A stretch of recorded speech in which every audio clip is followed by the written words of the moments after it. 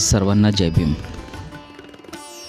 धम्मक्रांतीतून राष्ट्रहिताची जोपासना कशी करता येते, या व्हिडिओच्या माध्यमातून आज याबद्दलची थोडीशी माहिती आपण बघणार आहोत. दीक्षाभूमीवर आल्यामुळे अनुयायांना स्वाभिमानाने जगण्याची ऊर्जा प्राप्त होते. मनात मैत्री, करुणा आणि बंधुभावाचे भाव जागृत होतात. माणूस डोळस होतो. ते भगवान बुद्ध आणि डॉक्टर बाबासाहेब आंबेडकरांच्या विचारांच्या उजेडात आपले जीवन प्रकाशमान करण्यासाठी येतात. बाबासाहेबांनी घडवून आणलेल्या क्रांतीच्या प्राप्ती कृतज्ञता म्हणून त्यांना नमन केले जाते. डॉक्टर आंबेडकरांनी भारतातील प्रत्येक व्यक्तीला भारतीय संविधानाच्या माध्यमातून सन्मानाने आणि भेदभावरहित जीवन जगण्याचा अधिकार दिला.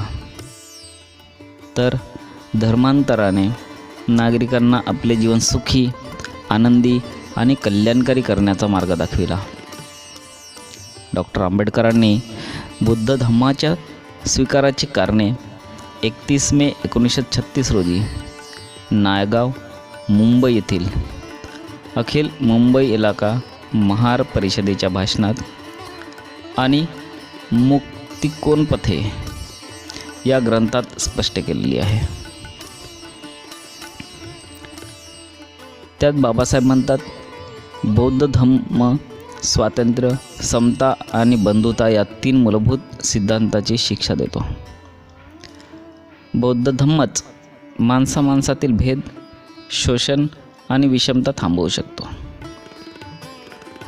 बुद्धिप्रामाण्यवादी आणि समतावादी तत्त्वज्ञान असलेल्या बौद्ध धम्माचा पाया नैतिक आचरणावर आहे. बुद्धाची शिकवण लोकशाहीवादी असून बौद्ध धम्म दुःखमुक्तीचा मार्ग आहे. बुद्ध म्हणतात, मी मोक्षदाता नसून मार्गदाता आहे. भारतातील हजारो वर्षापासून अस्तित्वात असलेली विषमतावादी समाजरचना म्हणजे एका माणसाला गुलाम बनवून त्याच्यावर अत्याचार करायला सांगते. डॉक्टर आंबेडकरांनी ही समाजरचना बदलून बुद्धाच्या तत्त्वज्ञानानुसार सामाजिक पुनर्रचना करून नवसमाज निर्माण करावयाचा होता. म्हणूनच त्यांनी आपल्या 5 लाख अनुयायांसोबत नागपूर येथे 14 ऑक्टोबर 1956 या विजयादशमीच्या दिवशी बुद्ध धम्माची दीक्षा घेतली. धम्मक्रांतीमुळे धर्मांतरित बौद्धांच्या जीवनात आमूलाग्र परिवर्तन घडून आले आहे.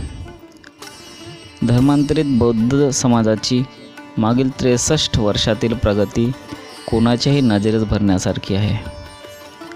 नेमके हेच हेरून स्मृतिविशेष हनुमंतराव उपरे यांनीसुद्धा ओबीसी समाजात मोठी जागरूकता निर्माण करण्याचा प्रयत्न केला.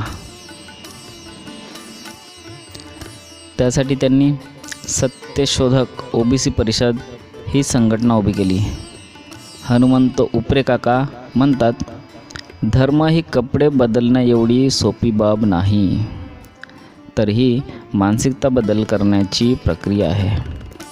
म्हणून धर्मांतराकडे चळवळ म्हणून पाहिले पाहिजे. धर्मांतरामुळे झालेले परिवर्तन एकांगी स्वरूपाचे नाही, तर ते सामाजिक, धार्मिक, मानसिक, शैक्षणिक, आर्थिक इत्यादी सर्व क्षेत्रात आढळून येते. एवढेच नव्हे तर धर्मांतरित बौद्ध हे विज्ञाननिष्ठ, विवेकनिष्ठतेने आणि तार्किकपणे विचार करतात. हे मानसिक परिवर्तन विलक्षण स्वरूपाचे आहे. डॉक्टर बाबासाहेबांनी केलेल्या या धम्मक्रांतीमुळे नागपूर शहर हे जगाच्या नकाशावर बौद्ध क्रांतीस्थळ म्हणून झळकले. दीक्षाभूमी या नावाने नागपूरला नवी ओळख प्राप्त झाली. दीक्षाभूमी ही ऊर्जाभूमी आणि प्रेरणाभूमी ठरली. दीक्षाभूमी आज भारतीय जनतेच्या सांस्कृतिक, सामाजिक, आर्थिक पर्यटनाचे क्षेत्र झाले आहे. दीक्षाभूमीवर कोणत्याही प्रकारचा पारलौकिक, आमिष, कर्मकांड, होमहवन इत्यादी निरर्थक बाबींना स्थान नाही. तथागत बुद्ध आणि आंबेडकरांचे अनुयायी या भूमीवर नतमस्तक होण्यासाठी येतात. दिवसेंदिवस ही संख्या वाढतच आहे. या भूमीवर आल्यामुळे अनुयायांना स्वाभिमानाने जगण्याची ऊर्जा प्राप्त होते. मनात मैत्री, करुणा आणि बंधुभावाचे भाव जागृत होतात. माणूस डोळस होतो. ते भगवान बुद्ध आणि डॉक्टर आंबेडकरांच्या विचारांच्या उजेडात आपले जीवन प्रकाशमान करण्यासाठी येतात. बाबासाहेबांनी घडवून आणलेल्या क्रांतीच्या प्रती कृतज्ञता म्हणून त्यांना नमन केले जाते. डॉक्टर आंबेडकरांनी भारतातील प्रत्येक व्यक्तीला भारतीय संविधानाच्या माध्यमातून सन्मानाने आणि भेदभावरहित जीवन जगण्याचा अधिकार दिला. तर धर्मांतराने नागरिकांना आपले जीवन सुखी, आनंदी आणि कल्याणकारी करण्याचा मार्ग दाखविला. डॉक्टर बाबासाहेब आंबेडकर म्हणतात, माझे जीवन व जगणे हाच माझा संदेश आहे. डॉक्टर बाबासाहेब आंबेडकर ही केवळ एक व्यक्ती नव्हे, तर ते एक गतिमान, तत्त्वज्ञान, मानवतावादी विचार आहे. या विचारावर, तत्त्वज्ञानावर चालणारे आपल्या जीवनात प्रगती करू शकतात, हा विश्वास त्यांना आहे. म्हणूनच त्यांच्यात आमूलाग्र परिवर्तन घडून झाले. धर्मांतरामुळे माणसातील जातीची बंधने आणि जातीयत्व शिथिल झाले. परिणामी इतर धर्मातील लोकांवरही त्याचा हळूहळू प्रभाव पडत आहे. अशा प्रकारे डॉक्टर आंबेडकरांचे धम्मक्रांतीचे चक्र गतिमान होत आहे.